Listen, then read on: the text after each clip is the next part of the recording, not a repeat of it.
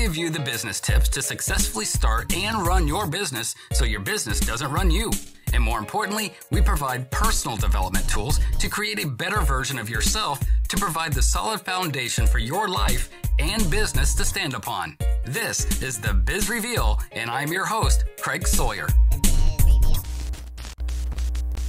This week's episode is sponsored by Sawyer Health Solutions. Protecting what's important to you is what's important to us. Get your free health insurance quote at SawyerHealthSolutions.com.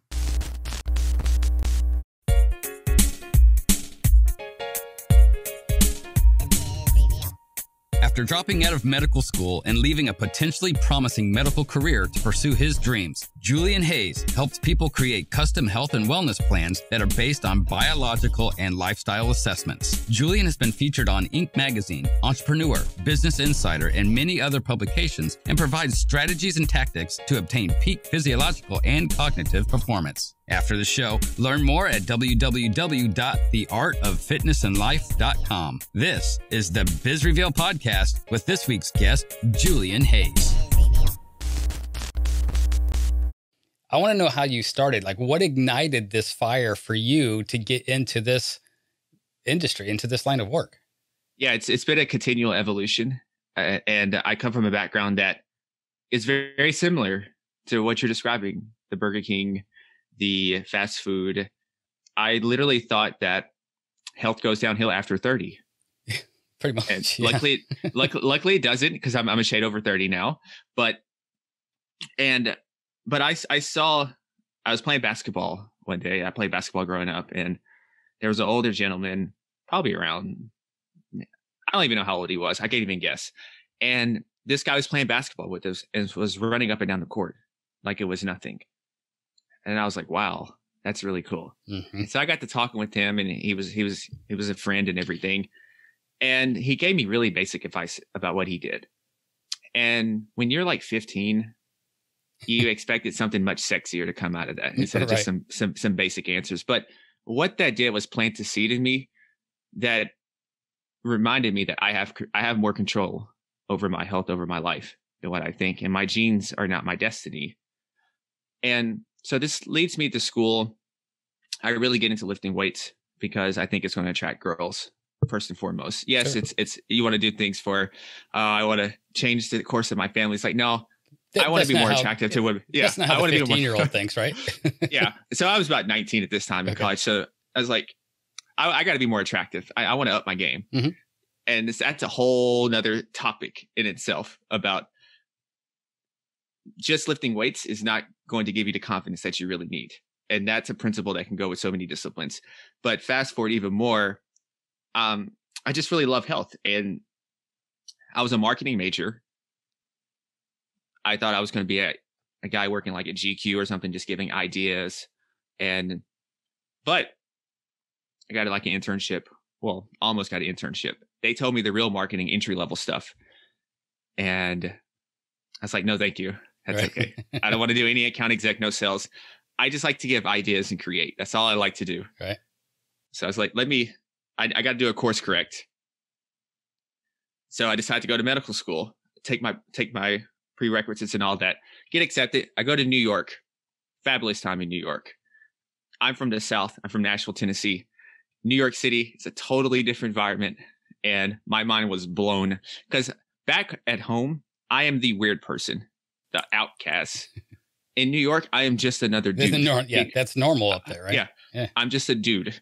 And I knew this the first hour I got there when there was a guy just randomly dancing in the middle of the street with a boombox. I was like, okay, I'm somewhere different. This is home. Yes, this is home. And during that time, I explored the city a lot, probably too much instead of studying, but it worked out well. But I met people and I met entrepreneurs. And that was the first time I really met just entrepreneurs or people, digital nomads, whatever name you want to call them, people who were really combining their passion with something that they can make a living at. Okay. And that is something that I never thought was possible. I didn't have any entrepreneurs in my background. And I was first generation to go to college and definitely for medical school. So this was the safe path for me. Right. And then I just had this little bubbly feeling about what if and regret. And so at the end of the year, I decided not to go back I wanted to start writing, and I wanted to still be involved in health in some form or fashion. So the natural progression, it led to personal training. Then I did some more investigating. I got more into nutrition. Then I got into more genetics. I got more into technology, and I just combined it all. And so it's basically Health 2.0 now. Okay. So I understand that viewpoint of where you're coming from, because that's where I started from. Well, so I think we kind of all start from around that area, right? And that's kind of what was leading into my next question is most of us know, right? I mean, it's not a secret. What you put into your body is very, very important. Making sure you eat right and you watch the type of foods. Not that you can't eat some of that stuff, but in moderation, like everything else in life. You know that you should eat well. You know you should exercise. But most of us just don't do it. Why don't we do it when we know how important it is? I think there's two parts to that. The first thing that I always recommend, and anytime I sit with a client, is I want you to establish, what does optimal health mean to you? What does your end game look like? Because I think sometimes in the fitness industry, I think we have a tendency to show that success is being super ripped and lean. That doesn't necessarily mean that you're just quote unquote healthy. And so there's a big spectrum of people. You can be 10% body fat. You can be 14% body fat. And if you have excellent blood work, that's a success, because different people want different things. So it's really to get clear on what type of health and body that you want. And also, what's the price that you're willing to pay to get that? Right. So someone with my training regimen, I train a lot. There's a cost to that. Very few of my clients do the same regimen I do because that's not what they're there for. They have other responsibilities. They have other reasonings that they want to be healthy. Well, and part of my issue has always been that, and I'm a Marine, so I know that, the fitness stuff and, how important it is, but I haven't done it for a very long time. I haven't been in the Corps since 2005. But my biggest issue was starting, I'm a small guy. I'm 5'3". I'm 45 years old. I weigh about 143. So, which is a little heavy for a guy my size. I'm about 10 pounds overweight, believe it or not. But I can drop pounds fairly quickly just by not eating lunch every day. I can eat breakfast. I can eat dinner. I can just skip lunch and I can lose about a pound a day that way, which is insane. But not all people can do that. I get that. Metabolisms are different and things like that. But my biggest, the biggest reason I rebel against just digging that lifestyle, getting into the lifestyle, because I live down here by the beaches, man. I want to look good, right? I mean, I don't want to be ashamed of how I look, but it's just like, you have to make it a lifestyle. It has to be a lifestyle, because you can't just work out, for 6 months, 12 months, 18 months, whatever, get to that point that your goal weight is, your goal health, and I know, like you said, it's more than just the way you look physically. It's, getting your blood work on all that stuff, making cholesterol and all that. But it has to be long term. And I'm like, man, I don't want to run every day the rest of my life. I don't want to exercise every single day the rest of my life. And you really do have to make it a lifestyle. Yeah. So my thing is I think some of that is sometimes it's the stories you tell yourself, and also the viewpoint that you have of fitness. So is it true that you have to run every day to maintain good fitness and health? I sure hope not. No, because I can't run anymore. So a lot of times when people say things, I don't try to disprove anything that they said. I just ask questions just to see where they got that belief from. And so you can slowly ease them in there. For someone who hasn't done anything, I think it's a success to just go for a walk for 10 minutes and that's it. Well, there you go. Let's start there. Yeah. Where does the person, let's use me as an example, because I do consider myself Joe Schmo, right? The average Joe, who's in, mid 30s, mid 40s, whatever, just family age dad kind of guy, right? Who does the normal dad kind of stuff, drinking beer on the weekends and, got a 9 to 5. So I don't really have a whole lot of time, between all the different things I'm doing. Where does a guy like me start? So do you have children? I do, but they're all grown. So that's not in the equation anymore. Okay. I was going to say, go play with your kids. Okay. Since that's out of the equation. I do have dogs. Dogs. Do you walk your dogs every day? I should. It's hot down here, man. It gets really hot. So I'm in the South too. I'm in South Florida. So, we got to be careful with how hot the road is and everything for the pads, the dog's feet and all that stuff. But, we can go early morning as well. I'm just not that much of a morning person to have energy, but that's a good point. If I got up earlier and walked the dogs, at least that's getting the blood moving. Yeah. So the point I was trying to do is find something in your everyday life that you can connect with and just incorporate fitness into that. So therefore your typical routine isn't changed that much. So it doesn't feel like this resistance of where it becomes fitness versus business. Exactly. Because when that happens, you make them a battle. Well, my business is going to suffer if I start paying attention to my health, or if I pay attention, so vice versa. So we got to find a way. How can we seamlessly integrate everything in there? So for most people, I don't really look at exercise first and foremost. I would look at eating. I would go to your nutrition first and foremost, because when you change your nutrition a little bit, you're going to feel a little different. You're going to have a little more energy. So I would look into your nutrition. So you mentioned that fast food, right? Okay. Oh yeah. Okay. So what is breakfast? It's my weakness. What does breakfast look like? Breakfast is cereal. I still do box cereal. Okay. Yeah. Okay. So I would start with breakfast. I would look into breakfast and say, hey, what's something that we can do for breakfast? What's something that you like? Do you like smoothies? Do you like eggs? Eggs I can do. Smoothies and those types of things I can't do. Like if it's just a drink, that's not food to me. That's a drink. Okay. So yeah, it would have to be something with substance. Substance. Okay. All right. See, I'm the opposite. I don't really have an appetite in the morning. Okay. So I like to drink. Okay. So we're getting there. So cereal, say that you hypothetically like Frosted Flakes, right? I do, actually, I do absolutely love Frosted Flakes. Now we're talking. I love cereal too. Okay. There is healthier versions of those cereals that has a little more protein in it, has a little more fiber in it,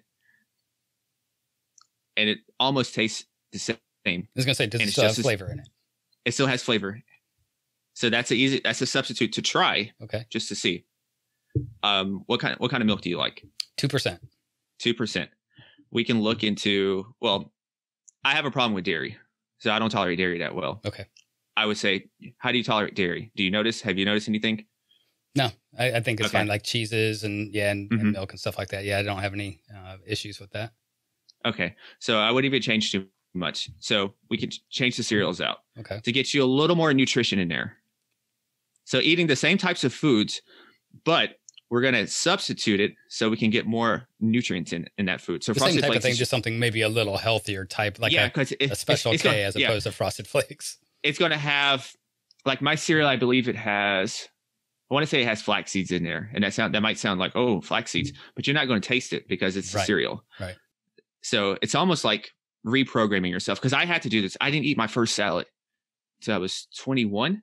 Yeah, but here's the thing. Everybody says salad, right? Because, it's got all your veggies and stuff in it. But a lot of times salads, two things. And we're going to get into a bigger issue talking about this here in a second. But one, salads a lot of times will have more calories in it. And I'm just talking calories. I'm not talking about the nutritional value, but calories in it than getting a cheeseburger, fries, and a Coke. Because, it's the dressing. First of all, that's the part that gives it the flavor that everybody wants, right? You put the ranch on there and boom, you just shot it. But if you're like me, you're like, oh, some bacon bits and get little pieces of ham in there and you got the cheese. And then all of a sudden you got this big salad that's got 800 calories in it. The other issue, and this is a societal issue that I wanted to bring up with you as well, because you should have an opinion on this, is when we go out someplace like fast food, and the reason I like fast food is two things. It's convenient, it's fast, and I don't have to worry about cooking or making something. And I just like it. I'm just a glutton for it. But when you go out and get a salad, you have to pay like $8 for a salad.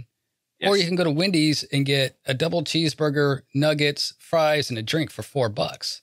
So it's so much cheaper to get the nastier foods that aren't as good for you. And I think that that's an issue that we should look at as a society, first of all, but, Yeah, it's, I guess first of all, I really don't like salads myself. I don't really eat salads. I do like salads. That's one of the things I'm like, oh, I can actually eat a salad. Yeah. See, I really don't like salads. Okay. But speaking of that, here's the thing about food. It's like a paradox. It's cheaper in the short term, perhaps. But the thing is, long term, what is it doing? and that's more expensive because poor health is going to cost you more in the long term. Yeah. And so, but you can't see that in the moment because you feel okay. This is where the whole thing about when you think about health, you can't just go by the outside. You got to see what's underneath the hood and how that's looking. And sometimes that stuff doesn't show up until 5, 10, 15 years down the road. So a lot of times for health, I'm not really eating for today. I'm eating for the preservation down the road. I'm eating to mitigate my risk for certain things that are likely to pop up for other people that would perhaps live this. And it's all probabilities, right? Because we all seen the stories of my grandmother smokes a cigarette a day, smokes a pack, has a glass of beer, and she's 95 and she's doing great. Right. We've all seen those stories, right? But we're doing probabilities.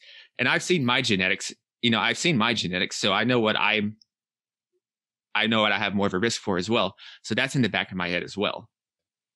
So I think that's one thing with the food. I think it is a travesty, but I think there's a lot of politics in that. And those ingredients cost more to make and to grow.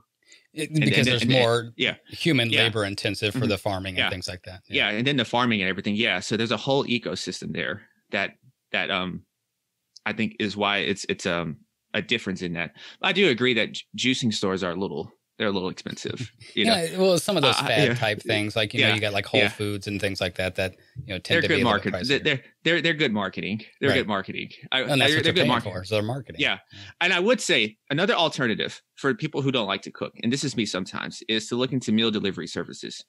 So there's a bunch of them now, and the best answer I could give you is that it's trial and error to see which ones taste good and which ones don't. Okay. Because it's hard to recommend because you're in South Florida. And so obviously one's in Nashville and I'm going to deliver to South Florida. Right. Yeah. So, but I'm going to assume because your area is much more health conscious than my area that you have a lot of good options. So something that you could do is to not go overboard. And so say you eat fast food 3 times a day. Don't worry about like cutting it out just cold turkey. Very few people can do cold turkey. Right. Maybe 2 times a day instead, or maybe 1 time a day and see how that is. But if you're going to do that, you got to have something to replace that habit with, or you're just going to go back to it. Exactly. That's the key because you got to have something to fill that void. So one of the things I did when I was super busy is breakfast was pretty set for me. I was good with breakfast, but I always got messed up at lunch. Same here. So I made sure to have a meal delivery service for lunch. So I had my 5 meals. It was Monday through Friday, and I had my lunch already made. Okay. It was a good piece of meat, some vegetables, and I think like sweet potatoes. And all I had to do is just go get it and just throw it in the oven and eat, and then I can get back to work. Right. So that's an option as well. Yeah, lunch has always been my weakness. Mm-hmm. It like always has been. And at least I'm aware of that. That, like I said, that's why I cut lunch out. I'm like, oh, okay, I got a few pounds. I have my line my imaginary line. And I'm like, okay, when that scale gets close to that line, that's when I'm like, all right, Craig, you got to hang back. So I'll just skip lunch. Like I said, I'm still getting my nutrition. I still got breakfast. I still got dinner. Everything's fine. I'm not like, starving myself by any means. And there's, some days I'm just so busy I don't eat lunch. I'm like, oh, cool. It's already 4:00. I'm good. I got another hour or 2 for dinner.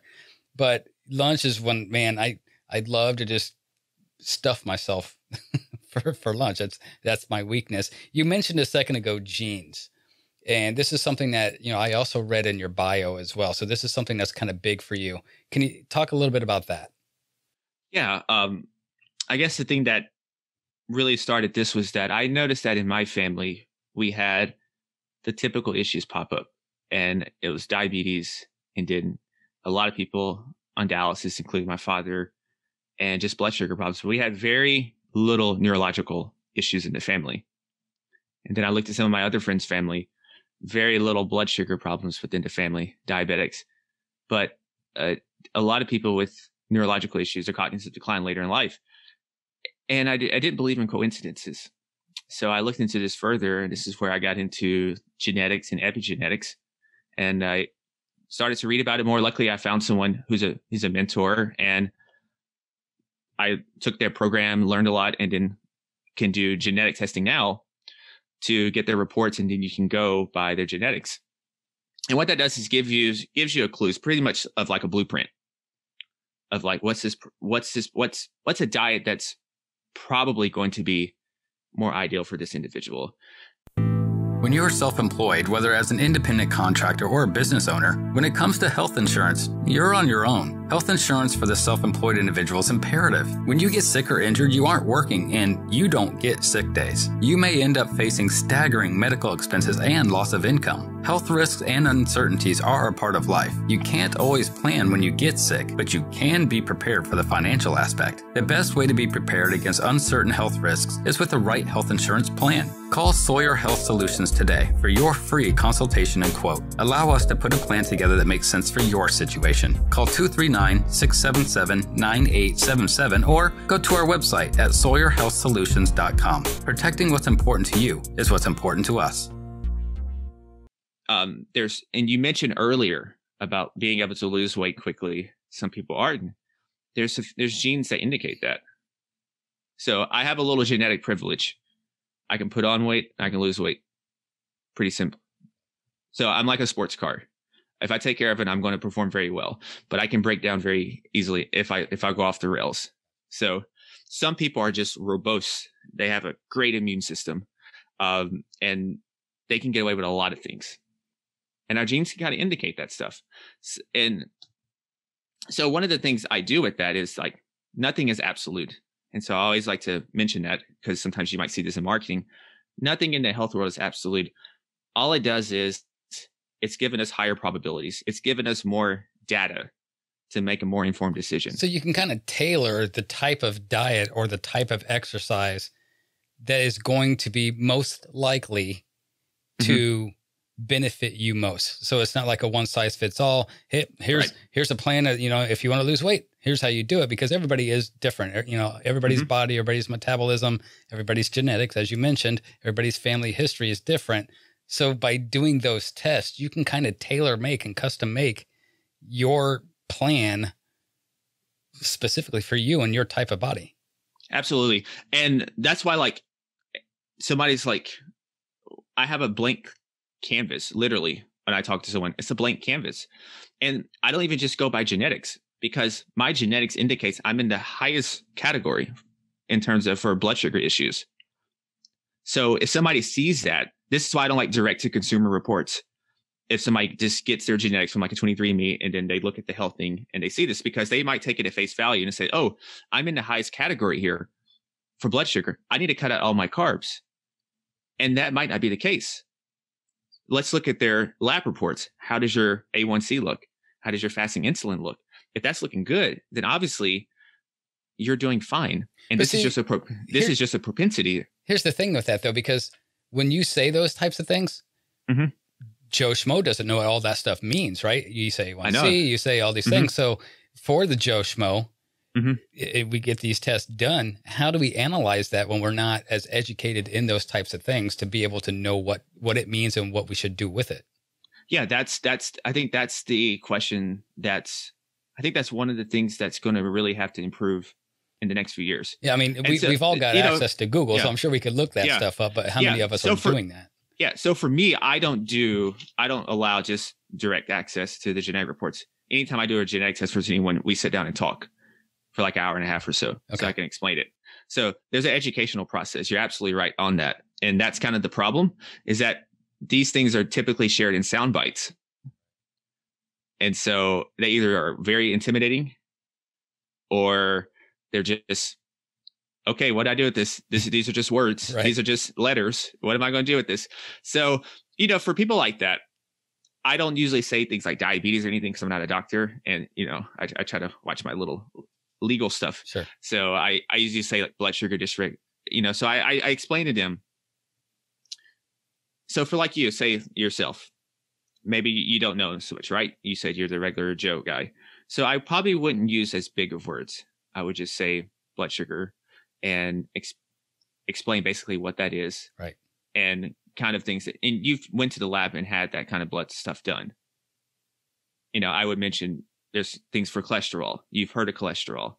I would give you a very basic definition. Yeah, and I think that, like that the biggest key is, and I'm in health insurance. That's what I do for a living, so I get to hear a lot of these terms myself. But again, just the normal person, we hear about cholesterol all the time, right? Who hasn't heard about cholesterol? Who hasn't heard about diabetes? We've all heard A1C on a commercial somewhere about some medication, right? But the thing is, we don't know. We know the words, and we know that high cholesterol is bad.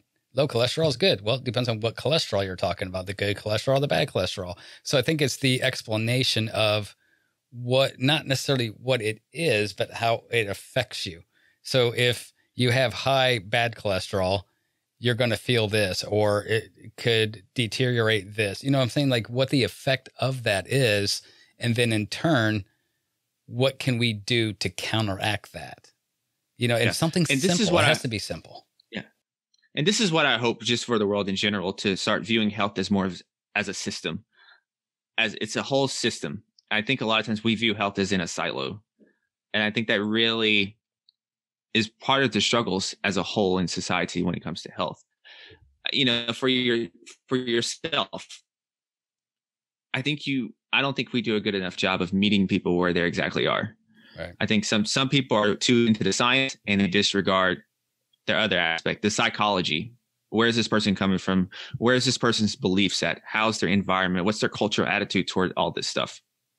And so I think we have those things to work on. Right. And so, because I think we have all the best technology, but it doesn't mean anything if you don't understand where the person that you're talking to is coming from.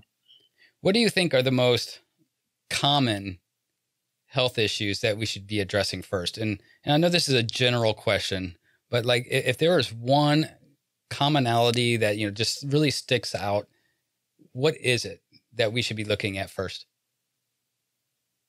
Like, is there like an overall, like Americans are really, I know obese comes to mind, right? Where Americans tend to overeat and we tend to be out of shape.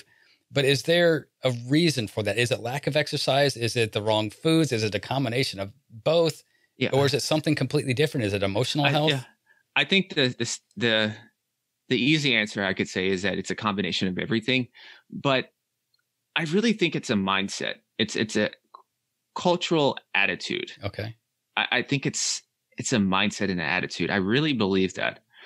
I think one of the hardest parts for me talking about mindset, I remember when I started to change and I would come home and we would have the typical Southern foods and I would pass on it. And it was almost like, oh, you're too good for these foods now, or you're one of those health nuts now. And it would be some low key peer pressure, almost like you're leaving the tribe and the tribe doesn't want you to leave. So it's maybe one of those crabs in the bucket thing. And I didn't really think about that, so I think mindset and attitude plays a big part in it. I exist in a world where I think we can really get to 120, and I think that could become the new norm. That sounds outrageous to someone who struggles to work out 3 times a week. That sounds crazy. So I think optimal health always starts in the mind. It's an inside out job. And I think we as a society look for external solutions before addressing internally. So when I changed, and this goes for business or anything, it has to start inside, because I think it's cliche. I feel like I'm a self-development, self-help book right now, but it's really true that your attitude and your general thoughts towards something is going to dictate the behaviors that you're going to take toward that particular thing. Sure. Yeah. And you know what, that actually leads me to my next question was, how does your overall health, and again, I think when we say health, when I'm saying health, I'm not talking about just, your physical appearance or just your blood work. I'm also talking about mental health and then your mental state, because one does affect the other, right? And vice versa. How does your overall health affect your relationships? And I mean, business relationships, personal relationships. How does it play a factor? Absolutely. And I'll say very practical. There's research to back this up too. If we were just looking at something as sleep. So when we think about sleep, actually, I want to start with something let's talk about image and first impressions. Whether we like it or not, we all do it. And I think it's the first 7 or 8 seconds. You're going to get a first impression of that person and how they look. And there's plenty of research studies. And even if you're working within corporate and looking for promotions, the better that you take care of yourself, or at least that you appear to take care of yourself, the more seriously that people are going to take you, which is going to help you in terms of getting promoted or getting different proposals, opportunities. And so that executive presence, that image, that's one thing right there. Your posture. We all see the people with the slouched shoulders, and we perceive them as weak, whether we say it or not. They are perceived as weaker. But when you see a guy and his shoulders are open,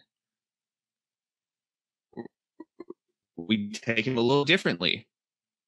And when you're taking care of yourself, when you're exercising, just a basic regimen, you're going to walk different. It's a feel that's hard to put into words, but you just feel different. There's a little more of a swagger to yourself.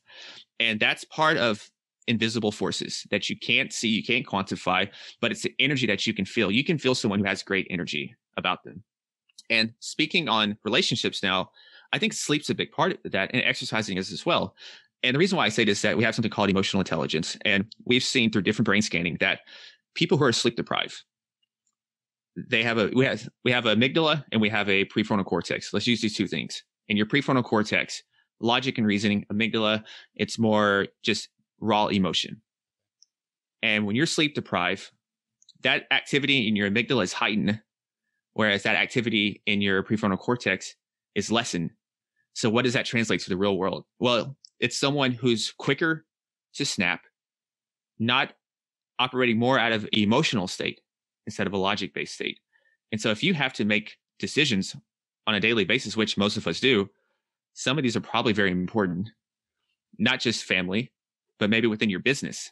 Maybe you have creative work as well. And so if you're showing up not in the best mental state, that performance is going to eventually catch up in a business sense. So that's just one of many examples of how they're connected. You know, and going back to what you were talking about with image, and you're right, it's something that I feel ashamed now, but it is a normal thing. But when I'm thinking about, one of these, I'm 5'3", right? So I'm not a big guy, but I'm thinking of a guy that's like 6'1", got that nice tailor-made suit on, and he's kind of bulked up, right? You know how the fashion is right now, where the suits fit kind of tight, and you can see the muscles and everything, and you can see that this guy probably spends at least 2 to 3 hours a day working out, and he's wearing that suit compared to a guy who might be 5'7" and 325 pounds. You know, I picture him being the guy that has not the suit on, but he's got the shirt and tie, but the top button's undone because it doesn't fit around his neck. It's a little bit looser. Which one of them appears to me like they're more successful? And the second guy could be 10 times more successful, but it just doesn't appear that way, because I think we kind of relate how you take care of your body to how you take care of your life, right? And which I think is, honestly, I think that is a fair comparison in most cases, that if you don't take care of yourself, are you taking care of everything that's around you? And maybe that's where success comes from, you know? Especially industries such as where you're talking with people a lot face to face. I think it's even more important then. It's not something that you can't overcome, but why make it harder on yourself? Right. Is the way I look at it. Why make it harder on yourself? Now, for people out there who's like, well, dang, this sucks because I got 20 pounds to lose. You could still get by this, and while you're still working on yourself. It's just, and so there's image books and dressing for your size that can still bring out that executive presence, even as you're trying to lose 20 pounds right now. Yeah, and like I said, and I wasn't using that example to offend anybody, but it is the image that does come to mind, you know. And a lot of people will tell you, if you see somebody who's this beautiful, they're just a beautiful person, male, female, does not matter. They're just a good looking person. We all feel like they're going to be more successful, right? Because they're going to make it easy. And it's not so much about being pretty or handsome, but take care of yourself. Because if I feel that when somebody puts that much effort into themselves, they believe in themselves, that they're more confident, and they're like, no, this is the only body I've got. I'll never get another one. I'm taking care of it because after this one's gone, there isn't another one. You don't get a hit replay like on the game. Yeah. And it adds congruence. I mean, think about if I came on here and I have this health and performance company that I'm talking about, but then I don't exercise myself. Right. Yeah. You kind of have to back it up, right? I do. Yeah. It's a obligation. I use the word superhuman sometimes, and you can't just, you got to embody that. Yeah. But I will say it's just kind of a random tangent. That's the thing with weird thing now with online world is you could I don't want to say fake it, but you could kind of project different things now. Sure. But eventually that catches up to you. Yeah. Well, I mean, whoever these companies are that make the filters for like, Snapchat and Instagram, things like that. Right. I mean, because you can be anybody you want to be. And have you seen that one reface? Holy cow. It's so cool. You can put your face on anybody you want to. Like, that's actually a little bit scary. It is. Julian, that's actually our time. Thanks for spending a few minutes with me, man, because there's a lot of these things are things that I think about on a regular basis. Like I said, I am what I consider Joe Schmo, and I know I should be better at what I do. My blood work has been fine, and I'm in my mid-40s, and my blood work is still good. So I'm like, hell, I'm going to enjoy life while I can and suck down as many whoppers as I can get down right now, because at some point that's got to quit. But at the same time, when I go to the beach and I take my shirt off, it's not what I want to see. You know what I mean? And I don't really care so much about how other people view me, but it makes me view myself in a negative way. And so there are things that a lot of us could do to at least get our self-image back for ourselves. So I will say, I'll be curious, and maybe this is something to think about, is kind of like what motivates you. I think we're motivated by different things. Yeah. So maybe find that thing that motivates you, that helps. And I think that will be your driving force for fitness. I think that's it. I think it's this, like I said, it's the stories we tell ourselves. And so I think that's it. I think you just haven't yet, in this phase of life that you're currently in, I don't think you've found that thing that really motivates you. Because a lot of times, unfortunately, we need a problem to happen to us to wake us up. Yeah. And blood work's good, but I mean, there's a difference between good and thriving. So are you just good, or are you optimal? Usually it takes a heart attack, right? Yeah. A friend has a heart attack. And you're like, okay, life is serious. It takes a heart attack. Like I said, I have so many images of just from my own father. I was a caretaker for years before he passed. So I have that in my head. I've seen medical bills, been in hospitals, volunteered in burn units. I've worked with guys who were rehabbing with prosthetic legs.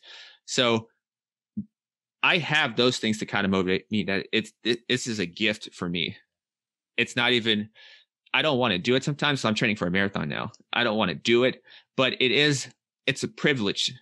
So that's kind of how I have the motivation in myself.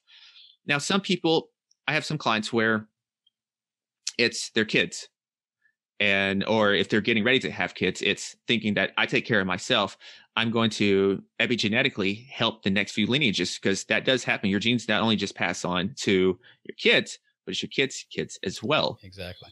So we all have different motivations. And so one thing I have is I have a scouting report on myself, like a sports team does. Okay. So I have the meaning of success to me. What's a failure? I have my anti-vision. I have my vision. And so I have these different things. So I know how I am wired. And so I think for listeners out there, if you're someone that's like Craig, where you're just not really vibing with these people just running around all the time, or all this CrossFit nonsense and all this stuff, or these crazy diets, and I think that's cool. Be okay with that, and just find what motivates you to take care of yourself. And then that's going to be your spark. You're right. That is the most important thing, because, you got to find your why. What's your why?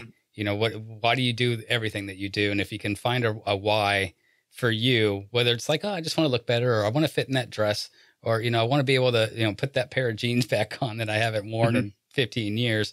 It does, self-image and your self-confidence, I believe, is directly related to your health and your physical appearance. Yeah. And so do you think it's also because of your background that you exercise, that you were pushed so much back then that you're just like, man, that's a great question. It could be because I was never not in shape. I just wasn't ever the kind of guy, like in high school, I wasn't in sports. I was the band nerd, so I wasn't in any sports or anything, but I was always a fit person. I wasn't like, exceptionally strong, but I was, thin and all that. But once I went to boot camp, you work out, right? I mean, it's everything. And I got hurt, but I still had to push through that. So it wasn't like a great experience for me. Whereas maybe if I, had been somebody who went through all that stuff and had great successes and it was tied to a good feeling, that very well could be. I hadn't thought about it that way. Yeah. See, I think there's always clues to our past that shape who we are today. And then how we interpret that past and those clues is going to mold our future. That's very true. Again, a great point. I hadn't thought about it that way. Thanks so much, man. Thanks for taking time out of your day to talk to us.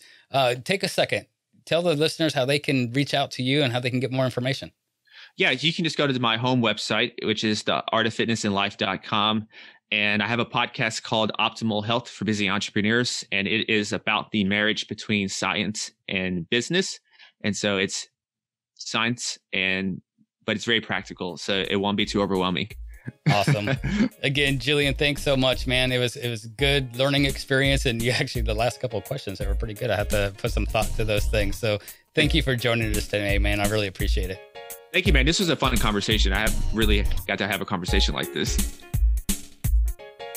Thank you for joining us this week. Go to our website at thebizreveal.com to catch all of our past episodes. We're available on all podcast apps, or you can watch any of our episodes on the Biz Reveal YouTube channel. I'm Craig Sawyer, and this is the Biz Reveal. Till next time.